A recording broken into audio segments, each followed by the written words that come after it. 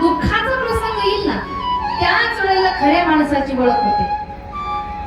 माणसं जर तपासायची असतील ना तर सहज एखाद्या वेळेला फोन करून बघावं आणि माणसांना म्हणावं, अरे जो खास मित्र म्हणतोय ना तुमचा, जो म्हणतोय की मी तुझ्या प्रत्येक सुख दुःखामध्ये तुला सहकार्य करेल, मी तुझाच आहे, मी तुला कधी सोडणारच नाही, मी तुला कधी एकटं सोडणार नाही, असं म्हणणारा कधीतरी त्याला मध्यरात्रीच्या वेळेला फोन लावला पाहिजे आणि म्हणलं पाहिजे, मित्रा असा प्रसंग यार हायवेवर त्या ठिकाणी माझं डिझेल संपले किंवा माझी काही अडचण आहे, तू आता येऊ शकतो का?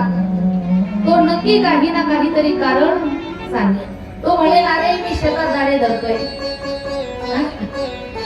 माझ्याकडे गाडीच नाहीये, गाडी असेल तर पेट्रोलच नाहीये, असं जेव्हा तो म्हणेल ना आपण समजून चलावं हा आपल्या काही कामाचा नाही.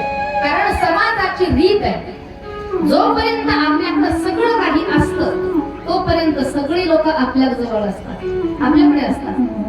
आपल्याकडे सत्ता, संपत्ती, पैसा, वैभव, अधिकार या सर्व गोष्टी जोपर्यंत आपल्याकडे असतात ना तोपर्यंत समाज आपल्या जवळ असतो.